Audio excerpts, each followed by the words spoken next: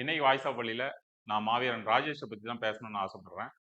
கேரள மாநிலம் கண்ணூர் பகுதியை சேர்ந்தவர் தான் இவரு. இவர் வந்து பேசிக்கலா நீச்சல் பயிற்சியாளர். அது மட்டும் இல்லாமல் அரசாங்கத்தால் நிர்ணயிக்கப்பட்ட பேரிடர் மீட்பு குழுல ஒரு முக்கிய தன்னார்வலரா இவர் வந்து இருந்திருக்காரு.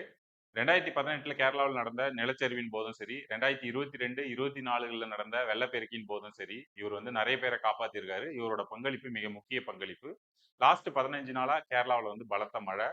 4 நாளைக்கு முன்னாடி வெள்ளப்பெருக்கு ஏற்பட்டிருக்கு. அப்போ அந்த வெள்ளப்பெருக்குல வந்து ஒரு 61 வயசு விவசாயி வந்து மாட்டிக்கிட்டாரு. ராஜேஷ் அங்க போய் அவர காப்பாத்தி தன்னோட லைஃப் ஜாக்கெட்ட அவருக்கு கழட்டி குடுத்து, அவர சேவ் பண்ணிட்டு தான் தப்பிச்சு வரலான்னு பார்க்கும்போது அவர் வந்து வெள்ளத்துல அடிச்சு போயிட்டாரு. கிட்டத்தட்ட 3 நாள் அவர் எங்க இருக்காருன்னு தெரியாம இருந்தது.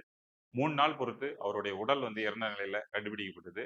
இன்னைக்கு அவரோட தியாகத்த இந்தியாவே வந்து பேசுறாங்க. அந்த அளவு பெரிய தியாகத்த பண்ணியிருக்காரு.